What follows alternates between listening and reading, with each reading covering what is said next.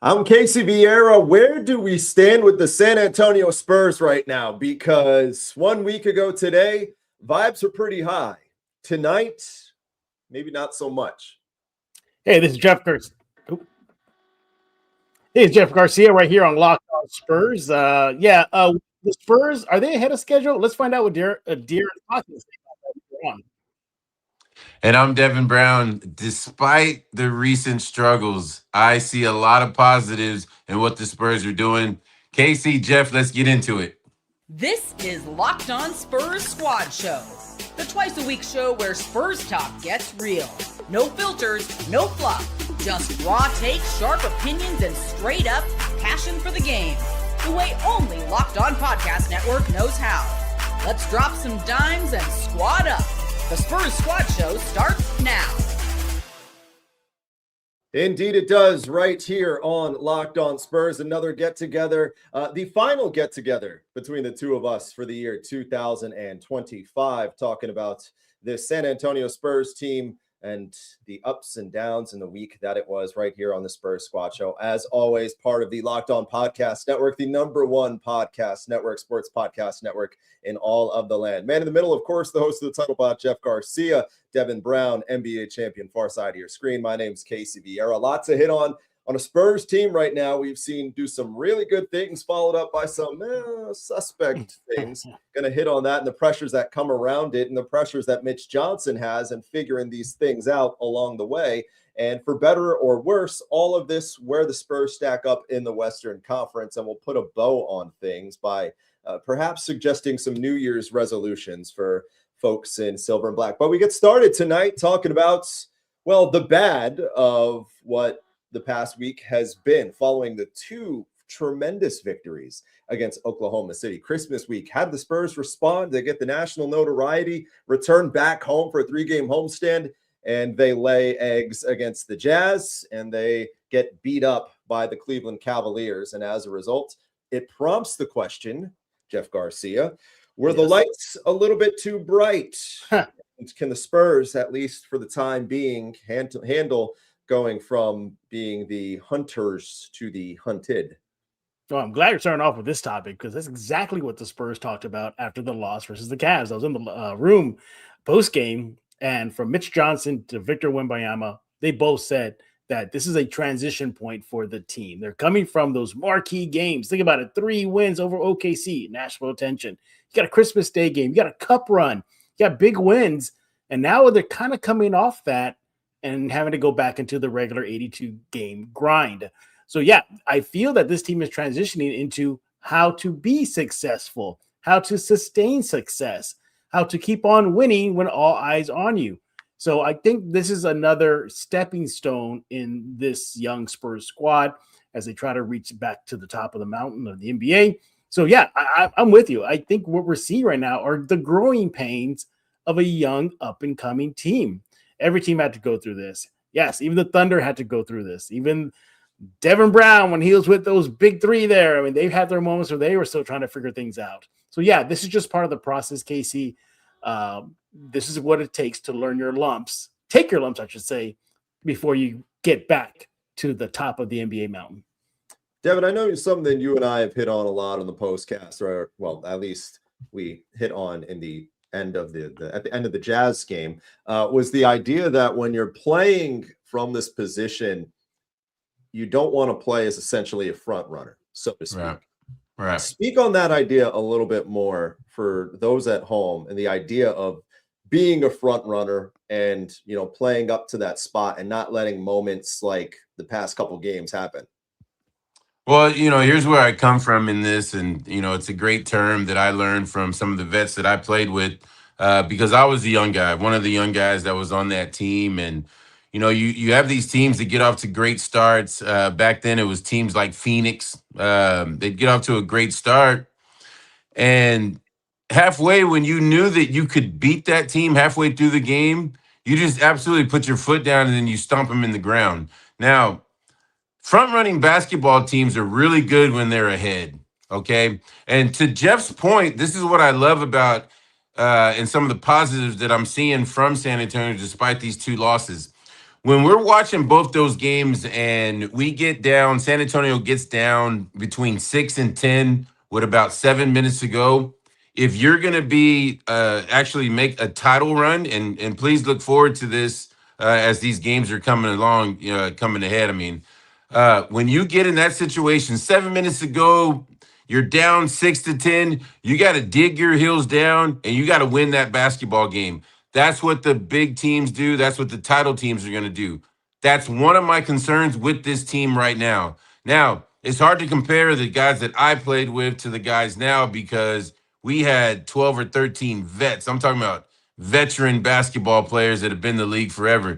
This team does not have that. So I don't try and compare us to them. But what it is Mitch and these guys are going to learn quick that the game like last night, Cleveland, you got to somehow, Jeff, Casey, you got to somehow win that basketball game.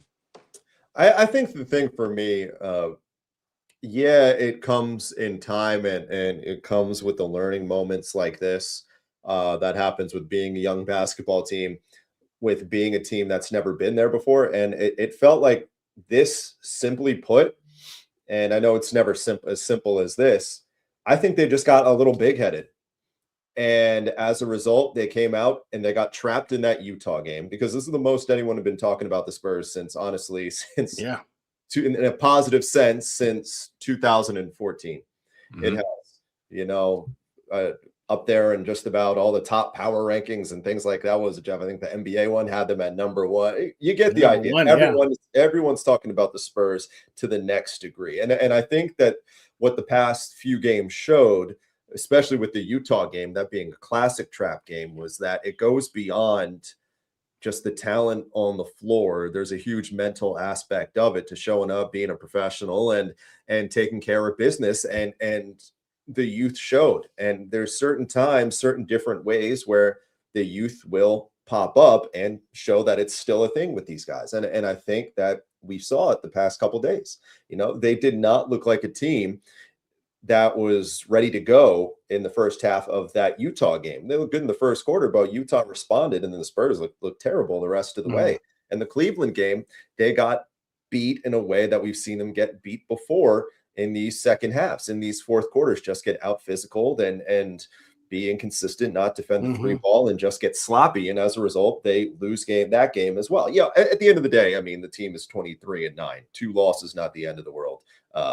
They're a whole lot more good than bad. But Jeff, I'm kind of with you on that front, that I think that this is an ebbs and flows thing that's going to happen. And I know you and I both kind of were of the belief that they were going to hit kind of just inevitable regression, or at least wall at the time. But it comes with the territory of, like you guys said, of being a contender, being legit, showing up every single night to work, and that you can handle getting the counter punch, because you are at the top of the mountain now, almost. Yeah, absolutely. And guess what? They have a big target on their back now, and it's beyond Wemby. It's Steph Castle. He's emerging as a name in the NBA.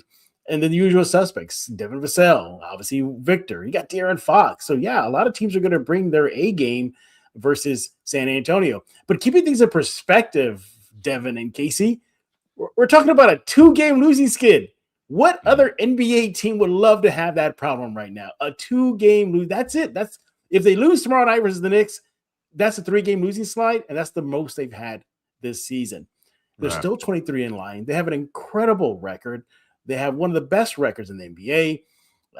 As of now, they sit atop of the NBA power rankings at number 1. And but as much as I say, like, okay, this is just growing pains of a young squad, and that's all, playing hero ball. I mean, Mitch Johnson said it after the loss versus the Cavs, saying the team was trying to make 6 points in one possession instead of taking it possession by possession. So, I see all that. But at the same time, my bigger concern is something that you and I talked about, Casey, to start the season, is will their perimeter shooting be an issue? That, for me, has been an issue in these last 2 games, is they can't buy a bucket. And you want to go from deep. This is what they're shooting in the last 3 games.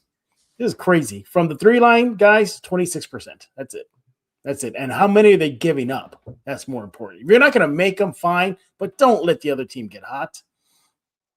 And here's a number for you. You say that I found this. Someone did the math, and I didn't attribute it. I apologize ahead of time. I didn't attribute it correctly. Who did the dirty work? But Wemby 2 of 10 from 3 over the past 2 games. Vassell 3 of 15. Barnes 2 of 11. Harper 1 of 6. Fox 1 of 6. Champagny 1 of 9. Castle 1 of 11. Brutal. It has not been ideal on that front. Brutal. It is not something that was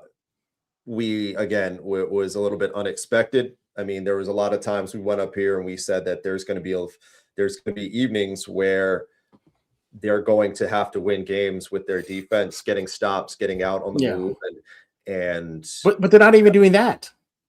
No, well, that's the thing. That's the thing. The past 2 games, they didn't even do that, and they didn't get the stops, which is kind of the more cautionary thing, I think, Devin, because right now there feels like there's an element of vulnerability, an aspect that, like, the book's a little bit out on this Spurs team. It's easier said than done, but you know how you're going to beat this Spurs squad is that you're going to force them.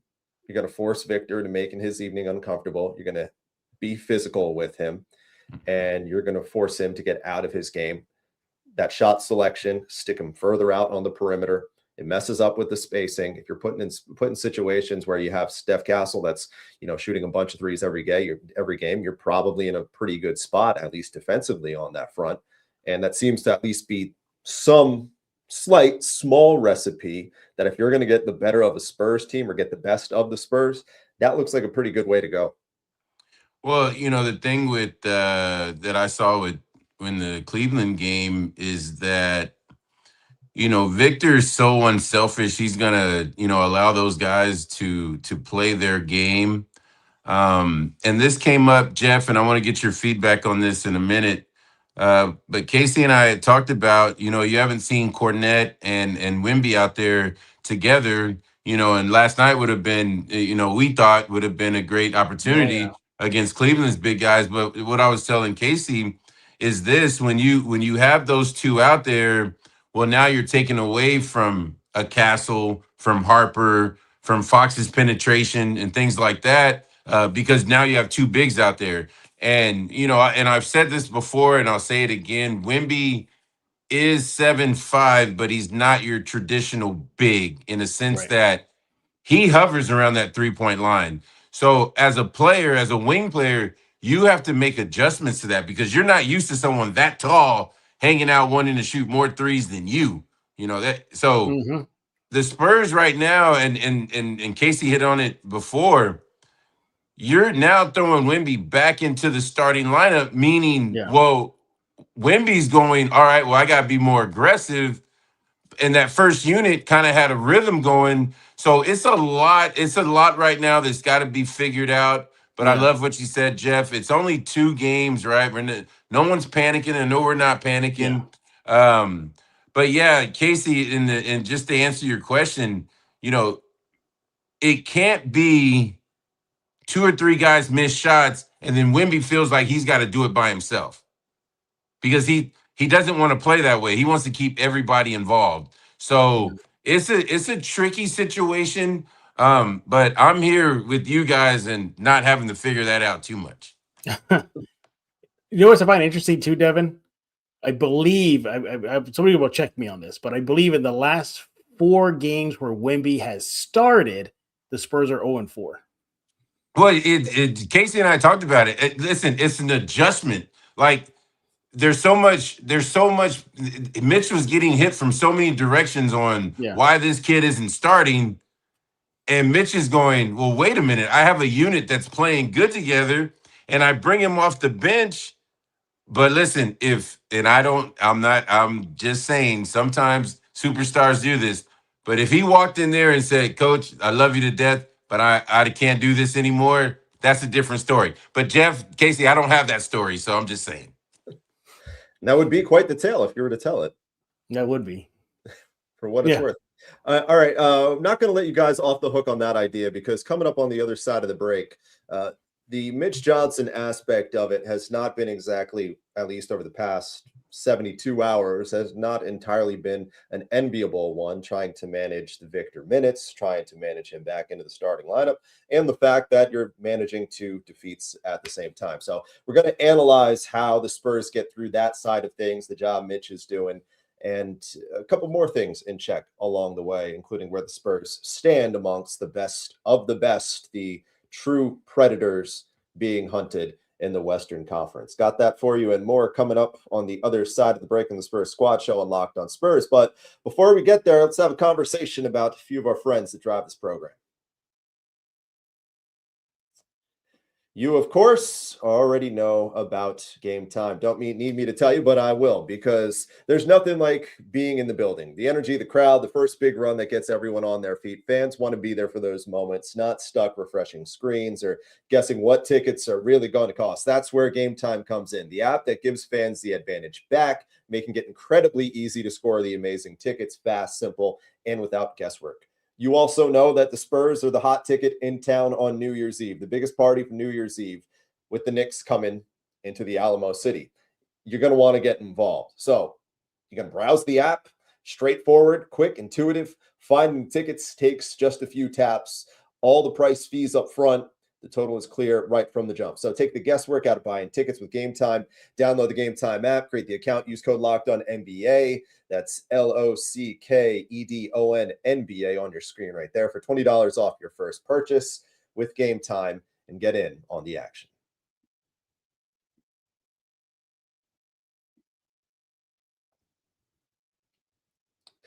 Hey, I know that a lot of us hanging out with us over this holiday weekend, a lot of you hanging out with us are the everydayers yourself. We let you guys know that you're exactly that here on Locked On Spurs, always making the first listen each and every day. And we always thank you for that, making the Locked On Sports Network, Locked On Sports Podcast Network, number one in the sports realm. So if you haven't already, go check out the new Everydayer Club. You get a whole bunch of perks, everything from an audio-free, ad-free audio access to Locked On Spurs, or wherever team you may be following outside of us, members only Discord, where we get involved, have conversations, talk about all the good stuff going on. How do you get there? You go to lockedonpodcast.com/everydayer, or tap on the link in the show notes to learn a little bit more.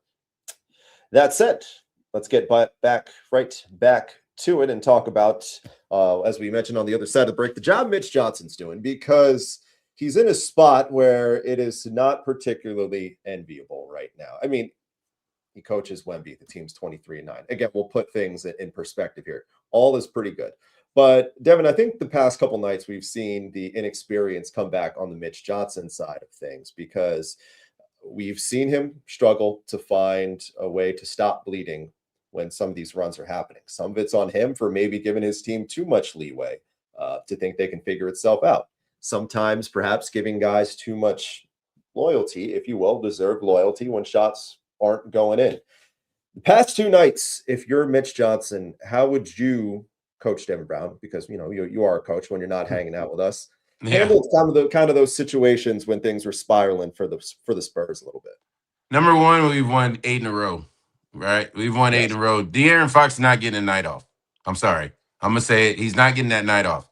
All right? You can hit me with whatever injury. I've been in the locker room. I know what's up. I'm not giving it, because what are we doing here? So you think that we're just going to beat the Jazz off of our talent and things like that, and we saw that did not happen. So right there started a problem, for me, all right?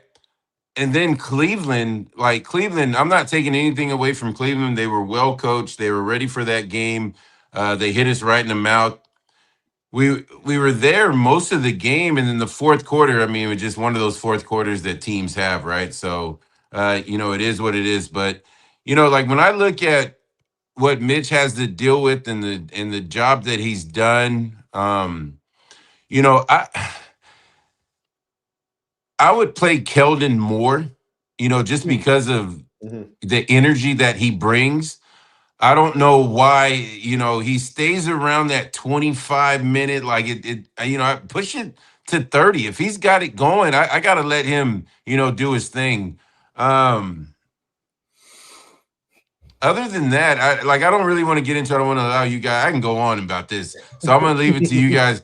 Your boy, he's been in the league for 39 years. He's struggling right now. Maybe give him a night off. I know whatever, but I just think that there's more that Mitch can do, but I'm just not sure he's ready to push those type of buttons right now, Jeff.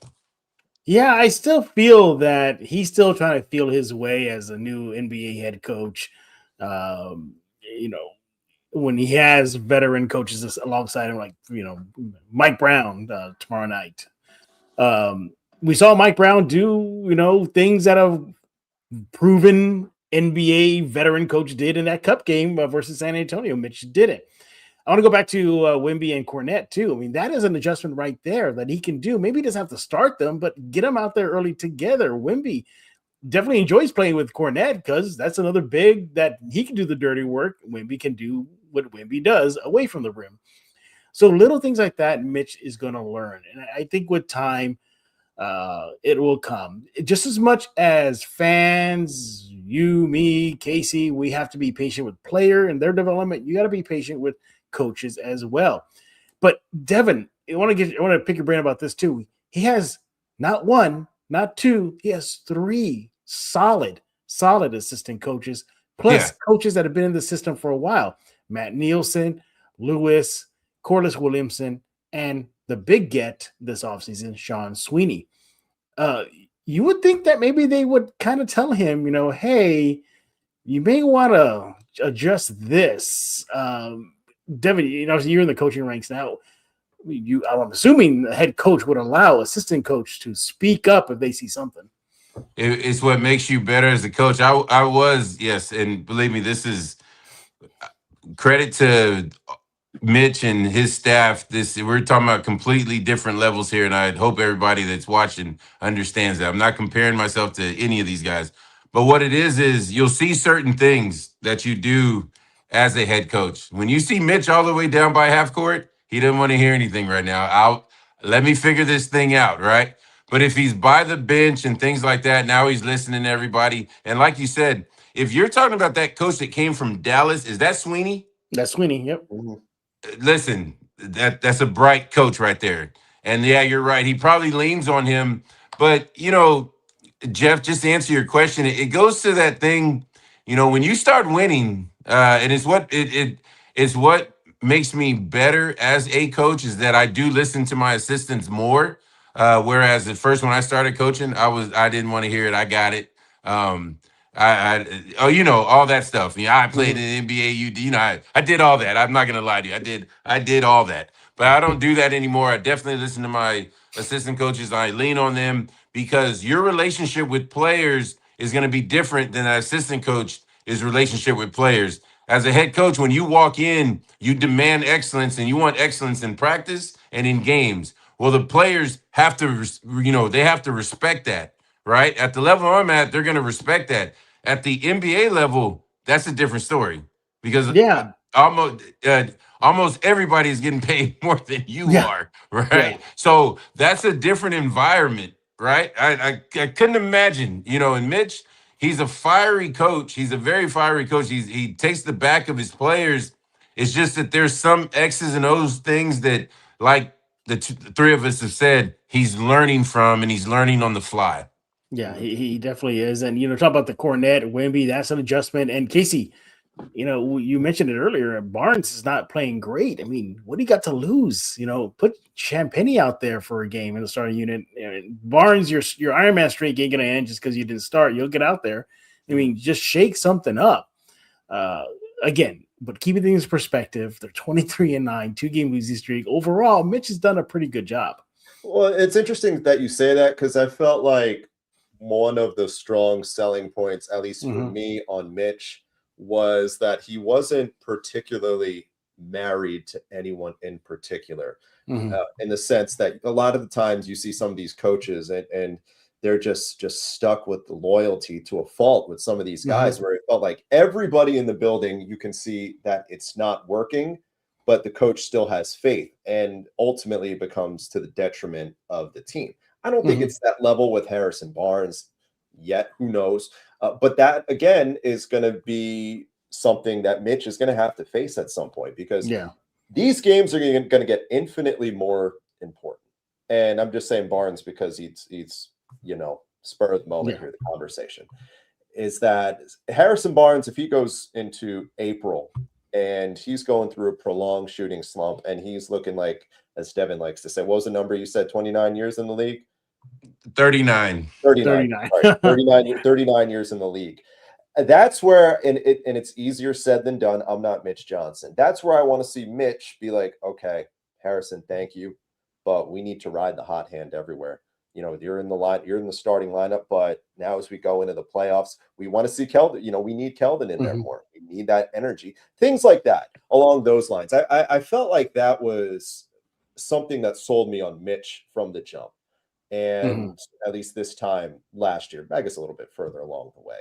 And I want to see something along those lines again, or at least him revert to that that principle that he's had, because it's worked. It worked last year and it's worked this year.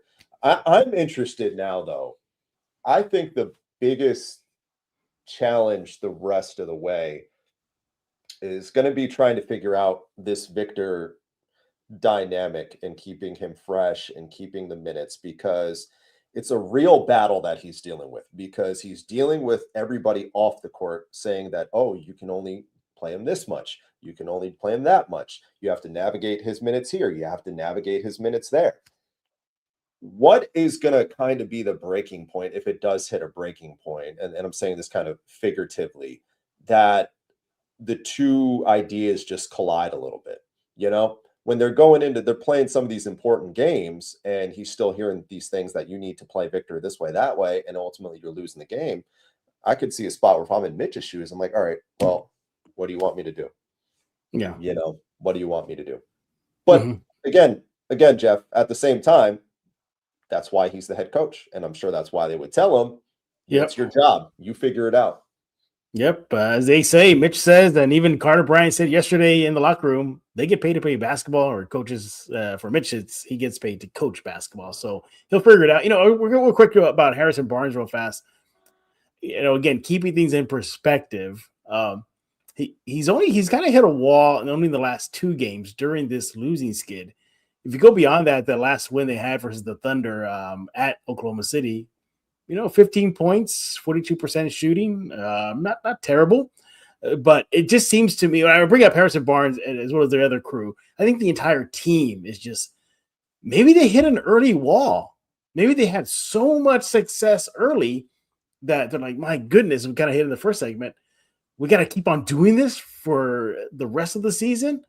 And that's where you get a guy like Mitch Johnson to try to, right the ship. But you mentioned your thing that you're keeping an eye on for him is managing Wemby. For me, I want to see how he manages this team's success, keeping them grounded, keeping them playing at a high level, game in, game out for the rest of the season.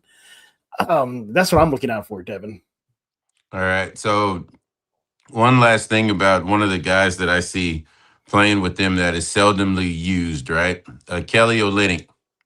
Kelly Olynyk, I've watched play the last 4 or 5 years, and he'd been on some teams. The thing that I like about Kelly is he really moves the ball. And that's where the Spurs get in trouble. Kelly's really good at moving the ball, throwing it over the top, chasing it with a pick and roll, dribble handoff with guards, things like that. When the Spurs get in trouble, especially with that second unit, it's ball movement. It's player movement. Things get stagnant. A lot of one-on-one. I think of plugging a guy like that in, may help. Now, when it comes to Mitch and what I'm looking for, like to answer what you two are looking, what I'm looking for is him to play Keldon a little bit more, maybe tap into that Kelly deal. And when it comes to the Wemby situation, good luck to you. All right, because that's the franchise player. If here's two answers for you. If they say they want that young man playing 25 minutes, that means 25 minutes. All right. If you are in a situation like the other night, Cleveland goes on this big run, everybody in the stadium, everybody watching the game is like, where's Wemby at? It's a tough situation that Mitch is in. And but if anybody can get it done, Mitch can. Yeah. Did you happen to catch what he said a few games ago regarding Wemby and his minutes? He was being a little extreme, but Mitch said something and he goes, "We don't care if the game gets to overtime, double overtime, the game's on the line. Yeah. Once he hits his minutes, he's done." That's a Yeah. little extreme, in my opinion. But I mean, it just kind of listen, it goes back to you do what you can to preserve him for when the games matter, because he's not going to be on. If they're playing relevant basketball in May, you're right. He's not going to be on a minutes restriction, and it'll be a byproduct of being on a minutes restriction in December and January. So he's, fresh for that. Go ahead, Devin. No, I want to do, because I want to say this. Okay, I understand what you're saying, but right now, what seed are they? They're the 2 seed right now. Okay, but you're talking about those important games. Is this roster built to win a game 5 or game 6 on the road in a Minnesota, in a LA? Are they built for that? In a Denver? Are they built for that right now? Counterpunch. I got counterpoint. Did they even get that far without Victor? Well, no, I understand. Well, that's why you need to be a 2 seed. No, maybe. So he needs to play more. He needs to play. I understand that, but I at the same time, I don't know, and we've said this before, without the appropriate structure, minutes, idea, laid out plan, I don't even know if he gets to that finish line. And that's probably a bigger conversation that we're going to have many more times on this program. Right. I'm not totally sure, because what I saw against Cleveland was kind of the same thing that we've seen for a little while now, was that he's going through the ringer on some of these nights. He's getting, knocked all over the place. Some of these bigs that he's facing, they're taking advantage of him. Some of these teams recognize it. They're going right at his chest. And after 4 or 5 games of this, you worry. You're like, okay, so what's the plan? Do we sit him for a night? Are we focusing on the minutes here? What's it doing? And he's actually going to catch a little bit of a break against the Knicks, because Mitchell Robinson, who he's out. Had a field day against him in the Emirates Cup game, he's actually out. So for tomorrow. So that's something that, I guess it'll just be OG Anunoby in his business, or somebody like to that effect. Have fun, But I'm, at least right now, I think that while if I'm in Mitch's spot, and you said it, Devin, it's frustrating to have these people tell you 25 minutes, 30 minutes, that's it. Night's over, regardless. But if that's what it takes, that's what it takes.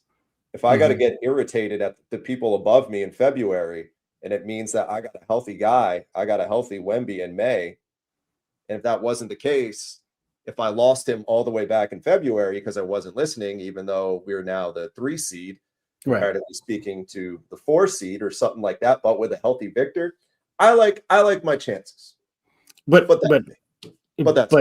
I know Devin Brown lives more dangerously. But counterpoint to that, though, is wouldn't you want a healthy Wemby? Well, let me rephrase it. Wouldn't you want a unlimited minute restriction on a Wemby right now, in case this team slips down to 4? Because at 4, you get the 4 seed, you at minimum get 1 home series, and that's it. Right. You're moving on.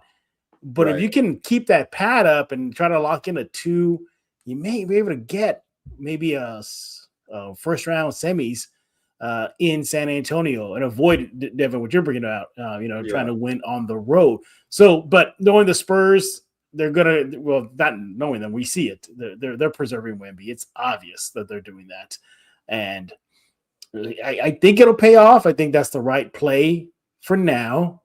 We'll see. But going forward, Devin, I'm okay with it if we're gonna play the long game. Okay. Yeah. Well, just speaking on that 4 seed, which way, how that works, right? The 4 or 5 goes which way to the 1. You know who 1 is. Right. So playing them in the second round is not ideal. But here's the thing. Wemby does need to get healthy. I agree with that 100%. And you guys, I'm learning from you guys that the Spurs really don't say much about what's going on or what they're going to do, and nor should they, right? A lot. Maybe some teams do, but the Spurs don't. So my whole thing is, is always preparing for the future. And with them being the 2 seed right now, all right, and this goes back to Mitch. Mitch is going to have to find a way to get whatever that second unit's going to look like. They're going to have to start playing better, and they're going to have to start playing together. Okay? Meaning, who's the point guard of that second unit is Harper a lot. Mm-hmm. I'm just going to tell you from a player's perspective what I see out of him sometimes. He's going to get his. He is attacking, trying to make sure that his pockets are going to be lined up here in a couple of years. That's dangerous. Okay? It's a very dangerous thing. So we're going to have to keep an eye on what they do with that second unit, Casey. I was looking up. One of your friends is in here again. But anyway, so that's what I'm looking at, Casey. Since we're talking about the context of where things might be in the postseason within the Western Conference, let's kind of expand on that thought process, because we've seen a lot of good from the Spurs over the past week. We've seen some not so good. How does it all translate in the rest of the Western Conference? A group on the upper half of the West got a real big of news of a shakeup outside of San Antonio. How are the Spurs looking in the grand scheme of things on that front, and where we are putting them among the West best? Got that coming up for you as we hit the bottom of the hour here on the Spurs postcast right here on Locked On Spurs. But before we do that, let's have a conversation about FanDuel. Got some pretty cool stuff, and I wish I had thought of this. I mean, ahead of time, I don't work for FanDuel, but I just know they're pretty good. Listen to this. So Fridays already feel different during basketball season. FanDuel is making them even better. Every Friday night before the game tips off, they're going to give fans a new way to kick off the weekend with the NBA Happy Hour. What is it? Well, it's your official pregame, a limited time window where special offers drop right inside the app before the action even starts. From 6 to 7:30 Eastern on Fridays, they become appointment viewing with NBA Happy Hour. Why? Well, you open the FanDuel app during that time frame, that's 6 to 7:30 Eastern time, and you're always bringing something new. They're always bringing something new to you. Bonuses, boosts, surprises, reason that you're going to want to stay involved as the games get fun going into the weekend. So before tip-off, check out the FanDuel app and see what's dropping during NBA Happy Hour. Again, 6 to 7:30 Eastern every Friday. Basketball, little action, and a whole lot of energy. That's NBA Happy Hour, only on FanDuel, the official sports book partner of the NBA.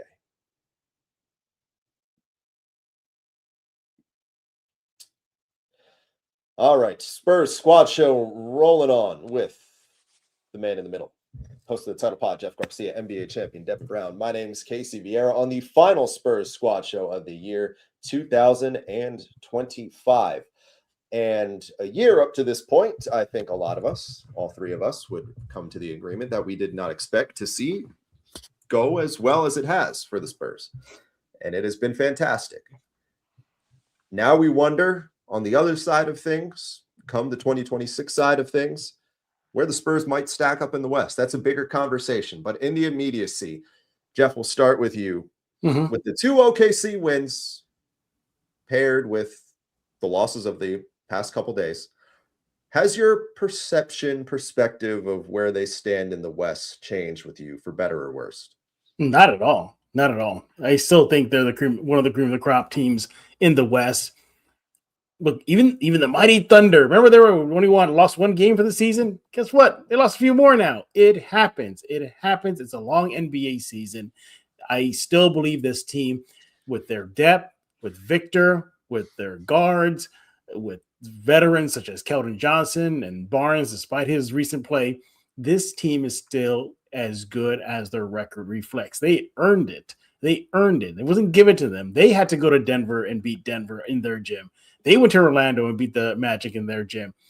They beat the Thunder 3 times in a neutral place, in San Antonio, and in OKC. No, I have not changed my perspective on them despite the recent struggles. I still believe at the end of the day, they're going to still be one of the top 4 teams in the West. What you got, Devin? I'm looking at the standings as we speak. You know, you got Thunder, Spurs, Nuggets, Rockets, Lakers, T-Wolves, Suns, Warriors, Grizzlies, Trailblazers, Jazz. That's pretty interesting to me right there.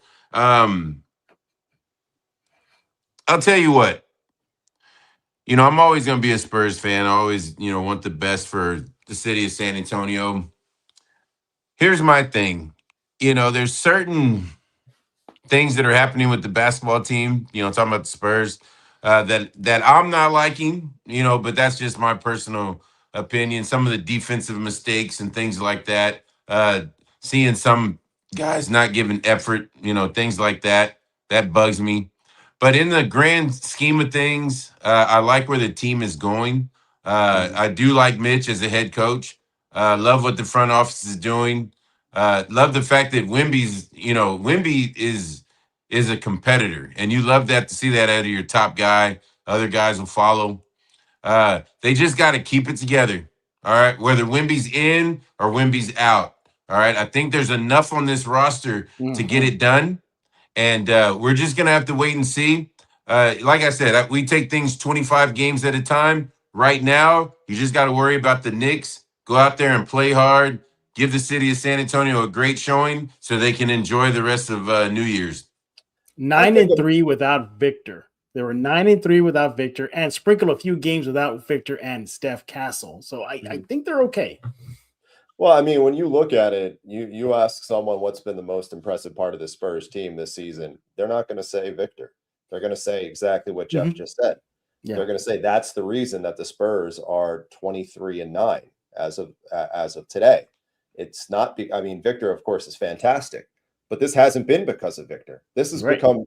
This is as a byproduct of everybody else and the stuff that they've done, and the fact that they kept this ship not only afloat but afloat atop the Western Conference.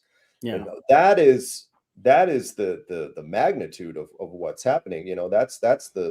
That's where it starts. The foundation of the success that they've had this season has been their ability to just have the next man up, be ready, good to go, and get Victor back at, honestly, do we even call it? I don't know what pace. I don't want to say his own pace, but at the pace that he's at, which has been a little bit of a snail's pace, it feels like, but you at least get him back in some capacity.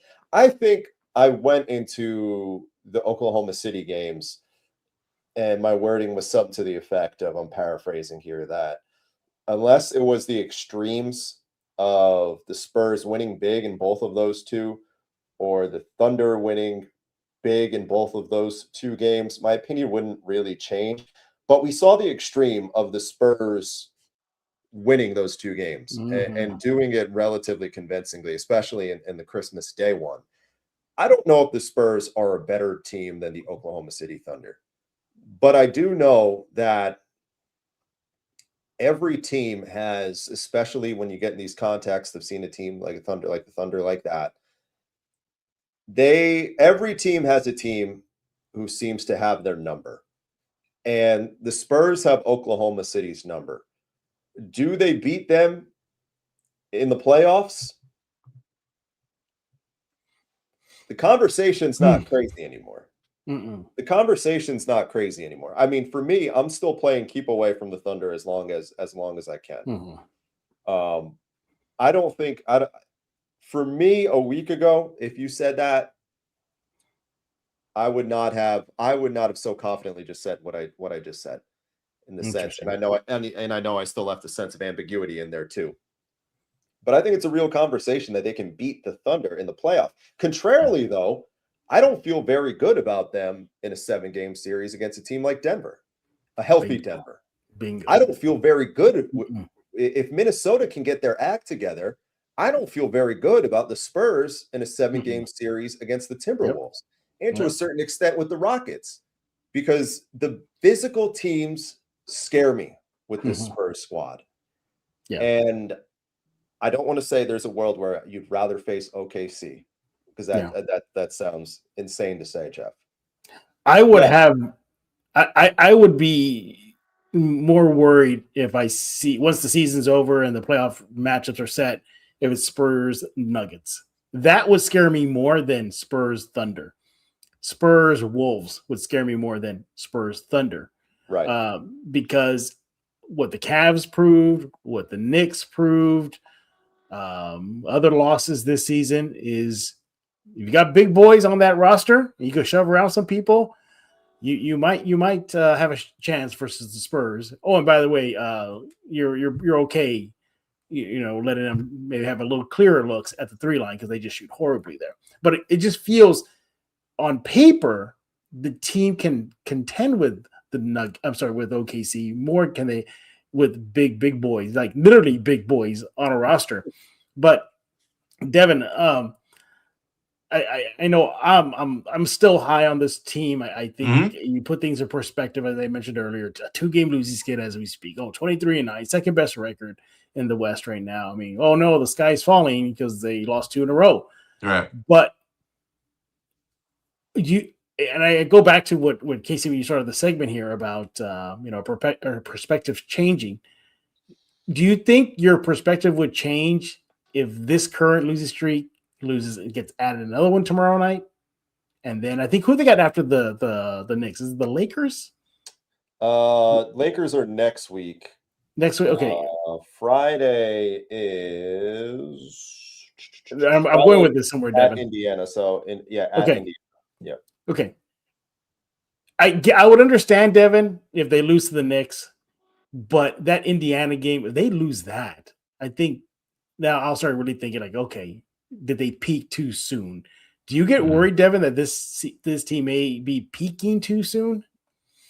It's not something that's ever discussed in the locker room. So those those guys aren't talking about things like that. You're just looking at the next game.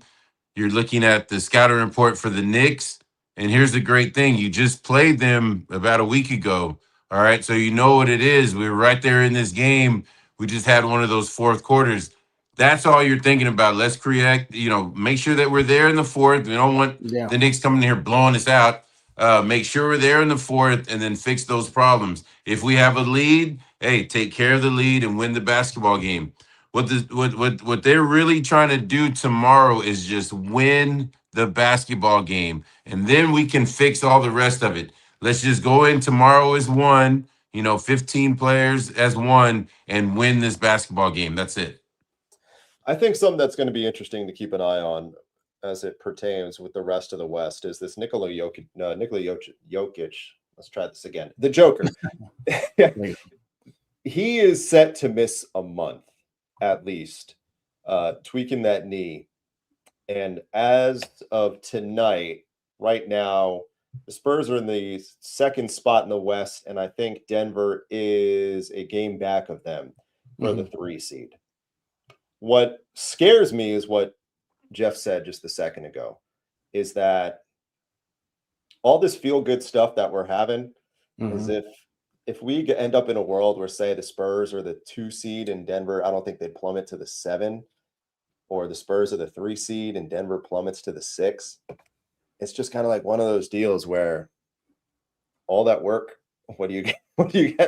First round get together with a healthy Nuggets with a healthy Joker, with a healthy Joker, and right now, I'm not sure if I would take the Spurs and a healthy Aaron Gordon too, who did not play in that game. Yeah. I'm not sure if I would take the Spurs in a 7-game series, even with home court advantage against the Nuggets. And we forget that the Nuggets, they have what's his name? The other big Euro guy, Valanciunas. Yeah, who historically plays very well against the Spurs, even his days in the Pelicans. Yeah. So, yeah, that's a think about that. That's Joker, Valanciunas, Aaron Gordon, a big Jamal Murray. That's a big team, man. It's kind of like what the Rockets ran into a little bit last year. Rockets were fantastic, finished as the 2 seed. They got the Warriors, who got hot come the play-in time, and the Warriors take the 7, and all that feel-good energy that Houston had throughout the year last year, it gets mowed down in that first round by Curry and company. And then they traded everybody. That's the result. That's why Kevin Durant is there right now. Yeah, exactly. Oh my goodness. All right, a new year on deck, and definitely a whole lot of new memories on deck for the San Antonio Spurs team, hoping for the better. And on the topic of 2026, on the other side of a very quick break here, we're going to have New Year's resolutions, if you will, suggestions for certain members of the Spurs team as to how they should handle the new calendar year and everything that comes along with it before we get out of here on the Spurs Squad Show right here on Locked On Spurs.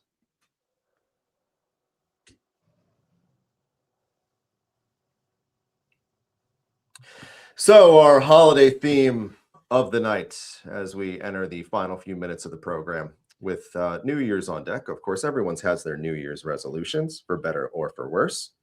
What I pose to you fellas, and Devin, we'll start with you on this one. Okay. If you had to suggest to anybody on the Spurs to have a New Year's resolution for 2026, who and what would it be? I'm going to go Jeremy Sohan. And because I've been in this position with this basketball team before, Jeremy, listen, the grass is not always greener on the other side. You're in a great city, fans that adore you, people that appreciate your basketball game. If I'm you, I would be the first one to practice and the last one to leave. I wouldn't make a scene about anything. I'd be there, whatever they need me to do, I'll do. Hey, you can play here 10 more years. That's up to you, though. All right? So, if I was to answer your question, Casey, Jeremy Sohan.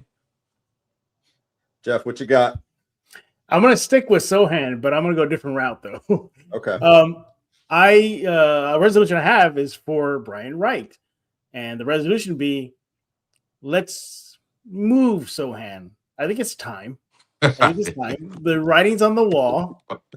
He's not. When Carter Bryant, the rookie, with minimal NBA experience, is getting more burn than technically a veteran forward, that's not a good sign. So I hope Brian Wright will resolve to move Sohan, not because he's not a bad player or because he's a locker room cancer, none of that, but because he's obviously not fitting. So why not flip him for maybe some outside shooting? We're seeing right now the Spurs are doing horrible right now from the 3 line. And I think a fresh start will be good for Sohan. So that's what I hope Brian Wright resolves in the new year, excuse me. And that's the guy we don't talk about a whole lot on this program, Brian Wright, and that usually means he's doing a pretty good job. Yeah. If we're not talking about it. So you know what? My resolution is also for Brian Wright, because I want Brian Wright, his resolution to be that he needs to stay true to himself. What do I mean by that? He has not been afraid to make a trade. He has not been afraid to make a notable deal. He has not been afraid to operate outside the norm of what historically the San Antonio Spurs have been on that front. Mm-hmm. We've seen it for 4 or 5 years now. You saw it with the DeJounte trade. You saw it most recently, the De'Aaron Fox trade. I'm not saying go out and trade for Giannis. I'm not advocating. I'm off that boat. I know a few weeks ago I was firmly on that. I hopped off that ship. That ship sailed. I'm left back in the waters with Castle and Dylan Harper. But if there is a deal that is there come February 5th, mm-hmm. I want Brian Wright to pull the trigger and stick true to himself, because now and I'm guilty of saying these things too, I was very skeptical at the start of the job that he was doing in the tank mode that ultimately led to Victor putting the pieces around him. 2.5, 3 years ago, did not think I was going to be the praise that I'm having for Brian Wright. If that right deal, no pun intended, the right deal is there to make that move, to better that team, I want him to do it. I want him to stick true to being that little bit of a gambler that he's been, because it's worked out. His team is 23-9. Has he had a little bit of luck? Yeah. I mean, lucking into Victor is one thing. Mm-hmm. Lucking into Dylan Harper, it's another thing. Stephon Castle, he deserves credit, though, because that was a lottery pick, or that was not the number 1 pick in the draft. So, you got the Luke Cornett thing right, too. Point being, Brian Wright's done a good job, and I want him to stick to what he's done. End of rant. Do you think he gets in the race for Executive of the Year? Yeah. I think he's in there, yeah. Yeah. He's got to be in there, yeah. Yeah, I think so. Mm-hmm. I think so, because yeah, I think so. No, he does. Yeah. Yeah, I do, because it's tough, because generally speaking, the execs who get it, I feel like, and the same with coaches of the year, are the ones who don't have the luxuries of having a top 5 player. Mm-hmm. You know, but said top 5 player for the Spurs basically has missed half the season. And Brian Wright has put enough competent pieces together to still make this team record-wise the second best in the Western Conference. Right. So, yeah, I think he'll be in the conversation. I do. Okay. Yeah. Yeah. Look at the Spurs team, and at this point of the season, I think their own worst enemy is themselves sometimes. I really think so. I think on paper, they can really compete with anybody in this league. From top to bottom of that roster, it is stacked.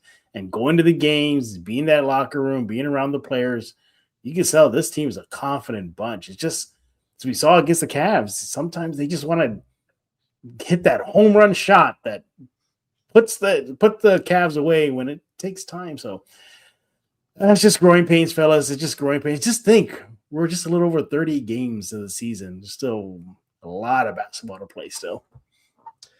Birthday boy, Mr. Devin Brown. We got to this far in the final few minutes of the program, turning 29 today. You get final word before we call it a night. You go, Devin.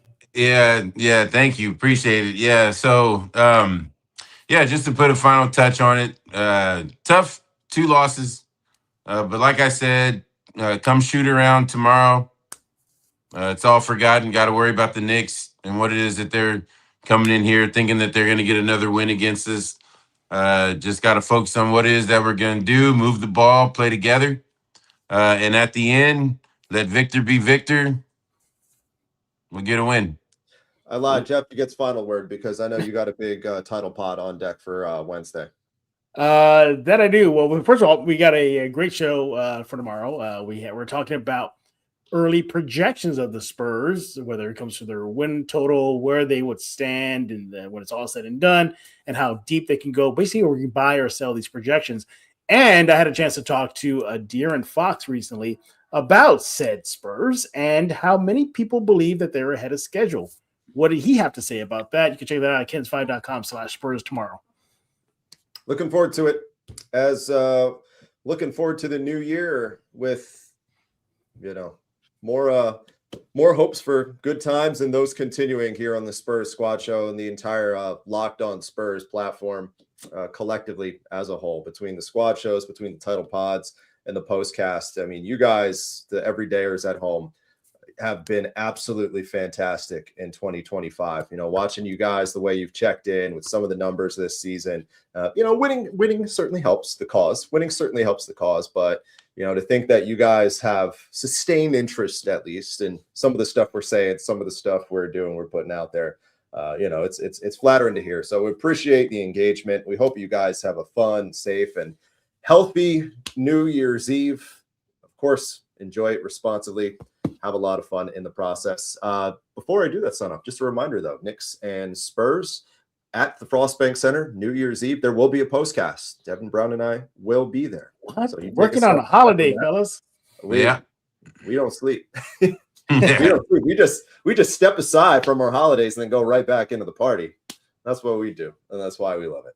So check that out once things go final between the Knicks and Spurs tomorrow at the Frost, at 6 o'clock tip time. So for my good friends, Mr. NBA champion Devin Brown, the host of the title pod, man in the middle, Jeff Garcia, I'm KC Viera. Everybody, thanks for hanging out with us. And if we don't talk to you, have a happy New Year's Eve.